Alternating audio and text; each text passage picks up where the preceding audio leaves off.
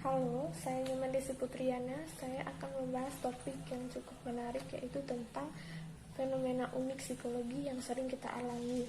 Nah, apa aja sih? Yang pertama, itu ada reverse psychology atau psikologi terbalik. Pernah nggak sih kamu dilarang melakukan sesuatu, tapi kamu malah terpancing melakukannya? Nah, ini yang namanya psikologi terbalik. Psikologi terbalik itu sendiri adalah cara memancing seseorang untuk melakukan sesuatu, tapi dengan meminta dia melakukan sebaliknya. Kok bisa ya? Nah, jadi manusia itu punya reaksi yang disebut reaktansi.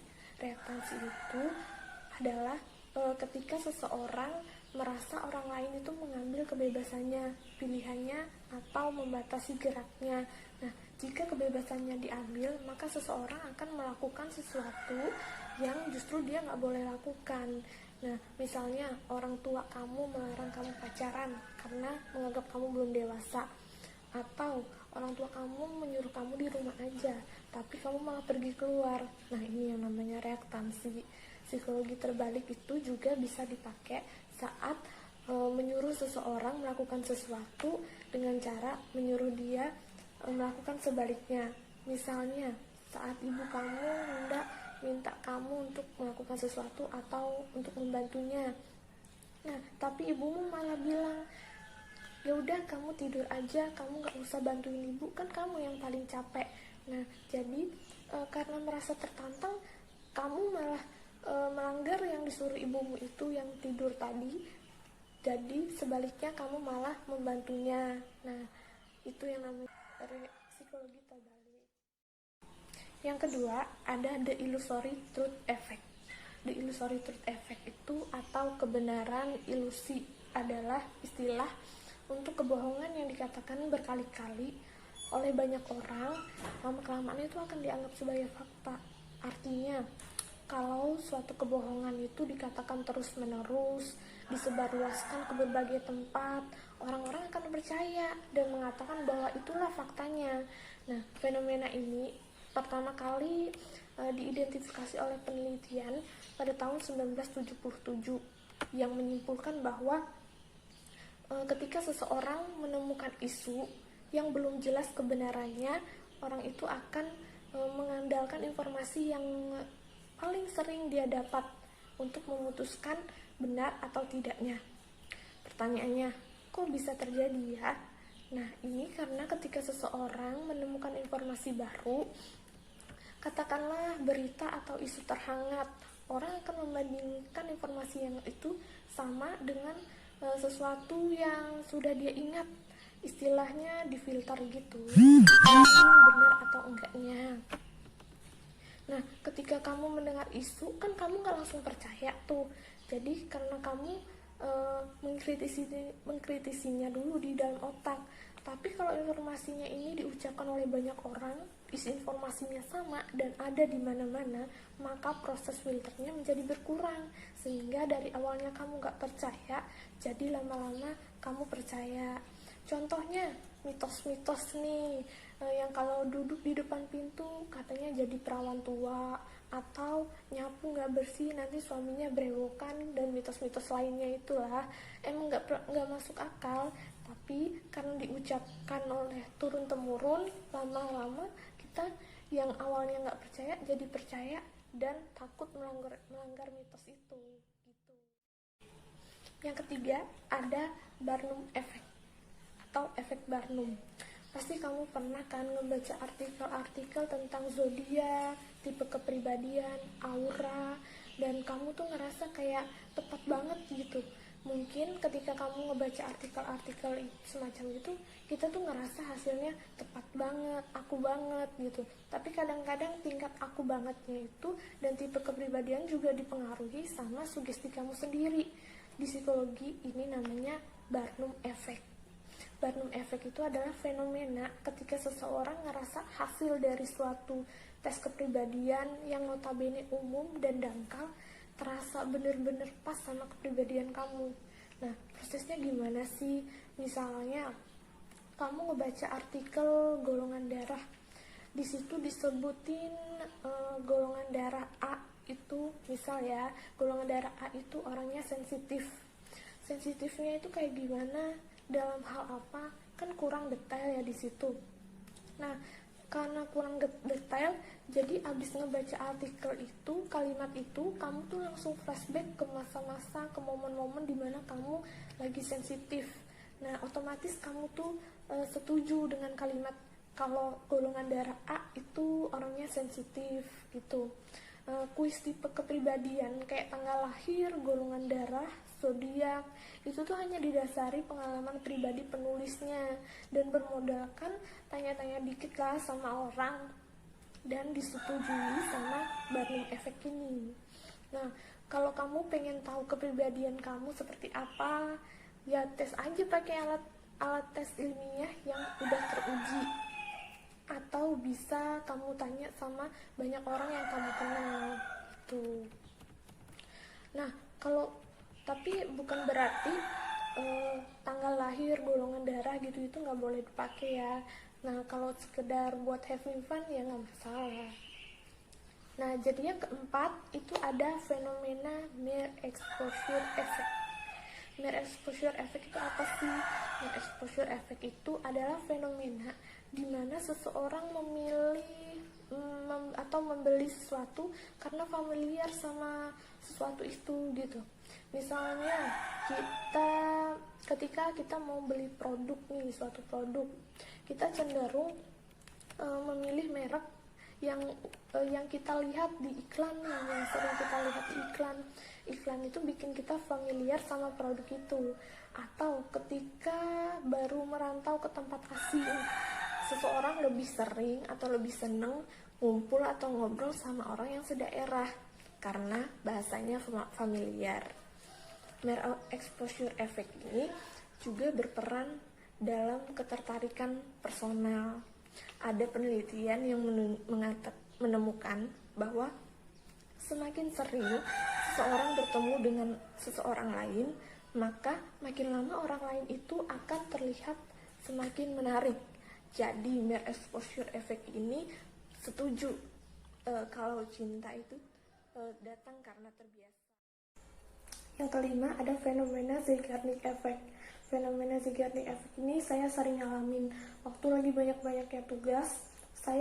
Tugas saya nggak kelar-kelar, saya kepikiran terus, saya keingetan terus. Nah, pernah nggak sih kamu ngalamin waktu lagi ngerjain tugas terus kamu berhenti sebentar nih, tapi kamu kepikiran terus sama tugas kamu? Atau waktu lagi dengerin dosen ngejelasin pas kuliah online, kamu ketiduran dan kamu tersentak kebangun karena keinget kalau lagi kuliah online. Nah, ini namanya fenomena Zeigarnik effect. Fenomena Zeigarnik effect itu suatu teori yang menyatakan bahwa seseorang akan lebih ingat tentang suatu tugas kalau tugas itu belum selesai. Karena waktu ngerjain suatu yang sulit, ada ketegangan spesifik yang kamu rasakan, suatu sensasi gelisah yang baru bisa hilang kalau tugasnya beres. Namun, kalau proses pengerjaannya itu terhenti, maka proses menghilangkan ketegangannya ini tadi jadi terhalangi. Karena ketegangannya terasa terus-menerus, maka kamu jadi kepikiran terus sama tugasnya, gitu. Yang keenam, ada fenomena bandwagon effect. Bandwagon effect ini adalah istilah kerennya ikut-ikutan. Semakin banyak orang yang membeli, menggunakan, atau menyetujui, maka orang lain akan semakin gampang untuk mengikuti juga. Efek bandwagon ini sendiri diambil dari kampanye seorang politisi Amerika Serikat yang waktu itu mengendarai bandwagon sambil diiringi dengan para pendukungnya di pinggir jalan. Nah, kampanye politik ini sukses sehingga para politisi lain juga ikut menggunakan cara yang sama, berharap bisa sukses juga. Efek ini bisa terjadi karena kita sebagai makhluk sosial punya kecenderungan untuk mengikuti norma atau etika di masyarakat. Kalau kita beda sendiri, kita jadi merasa risih. Kemungkinannya ada dua, antara kita mengikuti norma tersebut atau kita mengasingkan diri. Salah satu contoh yang bisa diambil yaitu challenge yang sering ada di Instagram. Anak muda sering nyobain challenge yang unik-unik. Mungkin mereka juga sebenarnya nggak paham, nggak ngerti kenapa mereka harus ngikutin challenge semacam itu gitu. Kalau ditanya ya jawabnya lagi ngetren aja gitu. Yang ketujuh ada fenomena Dunning-Kruger effect. Fenomena ini sering terjadi karena terlalu pede. Pernah nggak sih kamu milih nggak belajar karena yakin udah ngerti, tapi pas ujian ternyata kamu nggak bisa sama sekali? Atau pergi ke warung dengan pedenya nggak bawa catatan, tapi ujung-ujungnya balik lagi karena kelupa sama barang yang dibeli. Nah, dalam psikologi ini namanya fenomena Dunning-Kruger effect, dimana sebuah bias yang terjadi ketika seseorang melebih-lebihkan kemampuannya sendiri. Melebih-lebihkan kemampuannya ini tidak didasarkan sama kenyataan dan kemauan untuk merealisasikan keyakinan itu. Misalnya, orang yang nunda mengerjakan PR karena nganggep PR-nya gampang. Paling ya ngerjain sejam juga jadi. Padahal ternyata PR-nya itu susah dan dia akhirnya nggak ngerjain sama sekali. Melebih-lebihkan kemampuan ini terjadi ketika orang nggak bisa mengukur kemampuan secara objektif. Artinya nggak bisa jujur sama diri sendiri kalau dia yang nggak pintar-pintar amat. Bias ini juga diperkuat kalau punya kebiasaan meremehkan menganggap enteng suatu masalah atau meremehkan orang lain. Misal, kayak gitu juga aku bisa. Kayak ginian doang mah kecil, aku juga bisa. Nah, kalau kita nggak sadar sama batas kemampuan kita, maka hasilnya ya perasaan bahwa kita lebih cerdas dari kenyataannya gitu. Yang kedelapan ada fenomena halo effect. Kamu pasti pernah dengar nih istilah atau pepatah yang bilang jangan menilai buku dari sampulnya, atau artinya sih jangan menilai orang dari penampilan luarnya. Tapi apa sih hubungannya sama halo effect? Nah, halo effect ini menilai orang dari luarnya.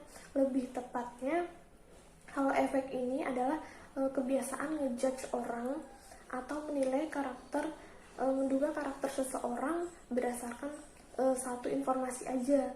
Misalnya, kamu ngelihat seseorang berpenampilan pakaian kemeja rapi, memakai kacamata, memakai sepatu pantofel. Kamu mungkin suka sama dandanannya.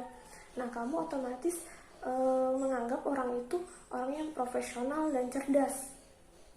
Nah, halo effect ini sendiri adalah nggak hanya muncul dari ngejudge penampilan aja, tapi juga sikap.